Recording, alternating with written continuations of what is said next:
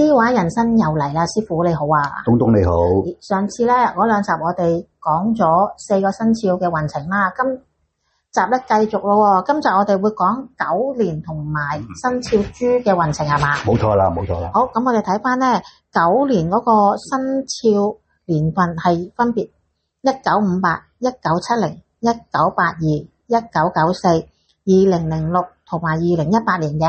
係啦，咁屬狗嘅朋友咧，出年係有3粒吉星嘅，一個華蓋星，一個地解星，一個三台星。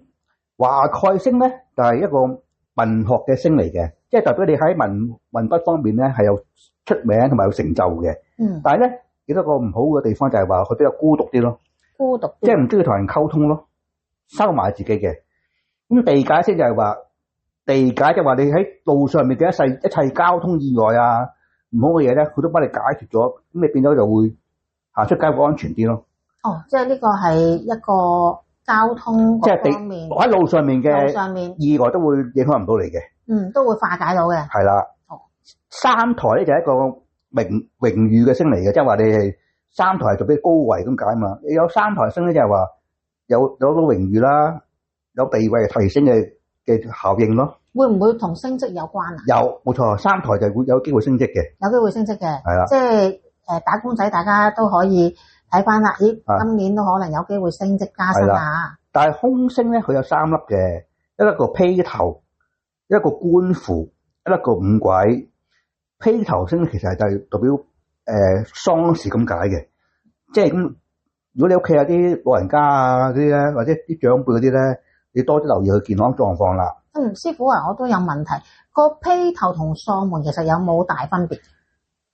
披頭咧就係話下邊會大過喪門嘅，即係你見以前啲人咧披頭散髮咁咧，就話譬如屋企有白事嗰啲人咧，啲女性咧就會頭髮會好長啊之類咁嘅嘢啦。咁咧我哋咧就會見到啲頭髮長個女性咧，就代表佢屋企嘅運氣就麻麻地嘅。係。咁咧官符咧代表係官非咯。咁咧官非就話唔一定要等咗你犯咗大事喎，譬如你亂咁過馬路啊，你拋垃圾啊，俾人捉到嗰啲都係官非嚟嘅喎。咁你都會俾人告嘅喎。哦，咁啊，大家要小心。因為咧最近咧，我哋香港就係話，如果你搭車唔綁安全帶都罰你嘛。係啊，呢樣都即將會喺下年生效啊。所以大家要出街搭車就一定要小心啲喎。總之官非星啦呢個。咁跟住咧五鬼星咧代表係破財同埋家中嘅人口不安啊，多病痛啊。破財啊，係大財定小財先呢個？都唔係少㗎，因為咧佢都容易令到你成日都使埋啲無謂錢啊，屋企呢個病嗰個病咁咯。哦，咁會唔會譬如話佢呢個係破財星嚟㗎嘛？會唔會譬如去旅行化咗佢都可以啊？係旅行化係可以使錢，但係驚你喺旅行途中病啊嘛。哦，都會有病嗰個。係啊，同埋咧有呢粒五鬼星咧，我想提大家就係話，如無必要咧，盡量唔好去啲醫院啊、殯儀嘅地方咯，盡量避免咯，因為你自己有呢粒星喺度嘅時候咧，你去得多咧，會運氣更加差咯。咁啊，各位朋友仔要注意啦。咁啊，跟住睇下咧，佢生肖狗咧，佢喺個飛星圖裏面係咩位置？喺個二仔位，咁啊，即係喺個西北位。咁呢個二係代表女性嘅病嚟噶嘛，所以如果係女性嘅朋友，你係屬狗嘅咧，出年你個腸胃方面要留意啦。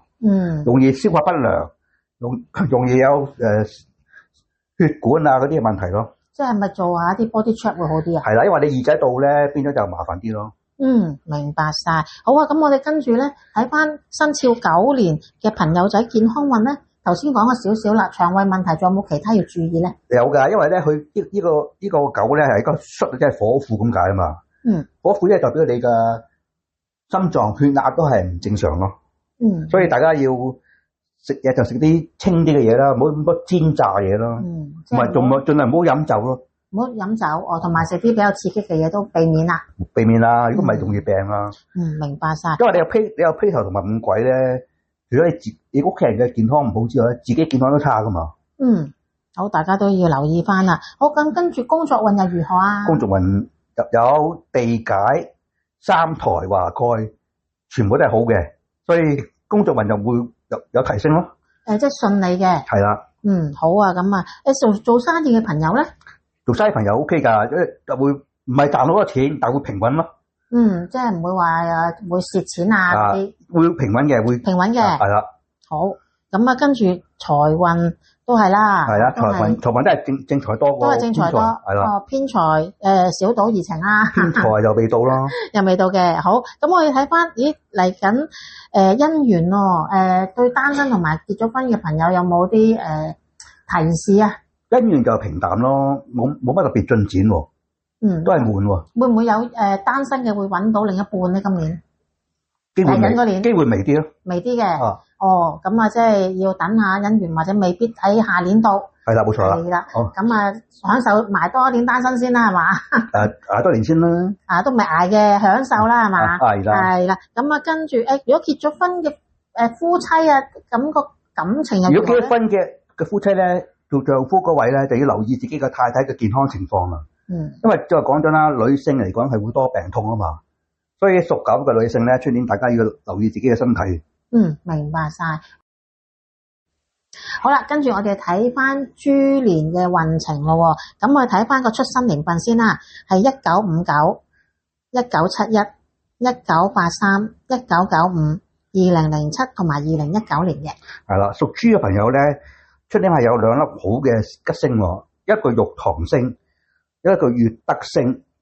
玉堂星咧代表做生意又好，打工仔都好，喺財運上面咧係非常之正嘅，係有晉升嘅。咁啊幾好喎。係啦，即係有呢粒星啊，真係非常之好嘅。咦，咁如果譬如話冇做嘢想搵工嘅朋友仔又如何咧？都會搵到份好工咯。真係？係啦。咁啊唔錯喎。咁月德星就係貴人相助咁解咯。即係話要出去做嘢咧，樣樣都順利咯。月德咧係咪都好大粒㗎？呢粒星都好大㗎，兩粒都係大星嚟嘅。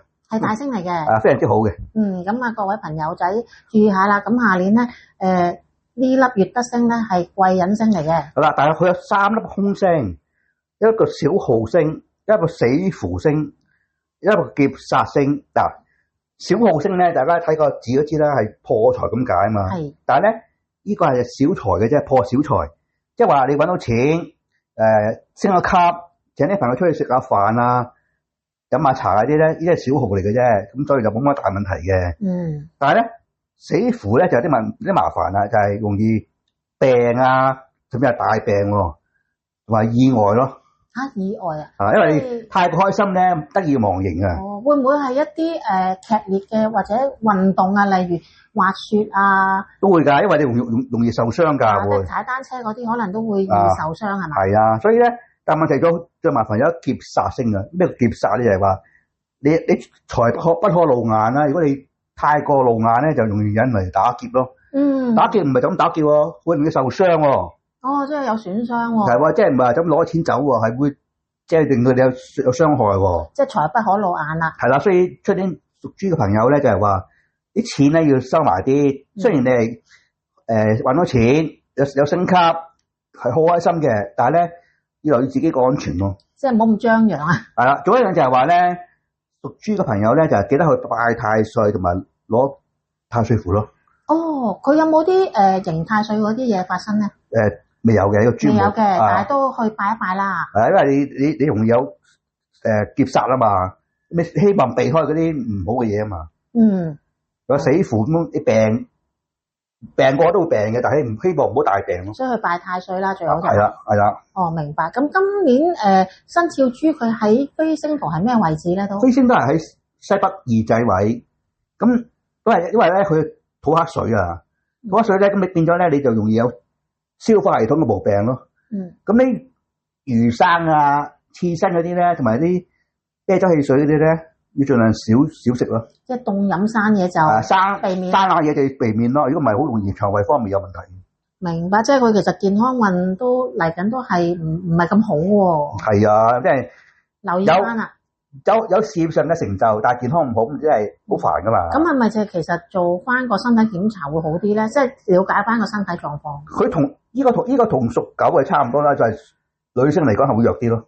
弱啲嘅，係啊咁啊大家要注意翻啦，即係又唔好夜瞓啊，唔好食生冷嘢啊，或者係注意翻大家嘅腸胃嘅情況啦。如果真係宗教方面冇衝突嘅，記得去攝太歲啦。明白明白。好，咁我哋睇翻佢嘅工作運同埋財運又點咧？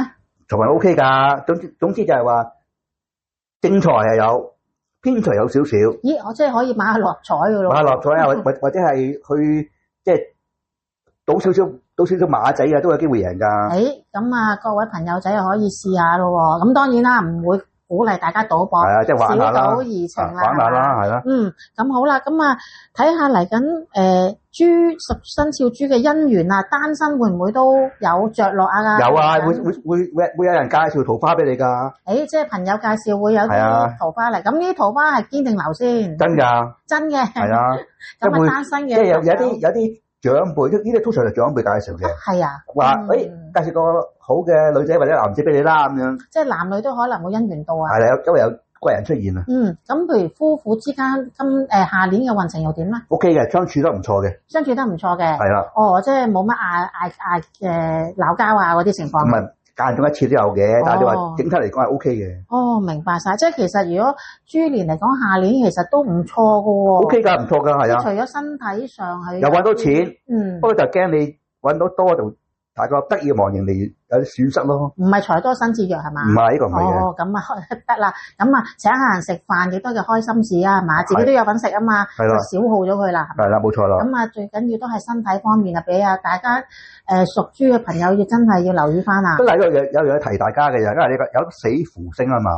咁咧同一道理就係話醫院啊送殯嗰啲事咧，盡量少參與咯。即係唔好去嗰啲地方，盡量避免咯。盡量避免，係咯。明白晒，多謝師傅你分享咗狗年同埋生肖豬嘅運程啊，好豐富。咁啊，大家聽完之後就留意翻咯。好，咁我哋下集咧再繼續介紹翻，下集咧就係鼠年同埋牛年係嘛？冇錯啦，冇錯啦。好，咁啊，大家唔好錯過啦。OK，好，下次再見，拜拜。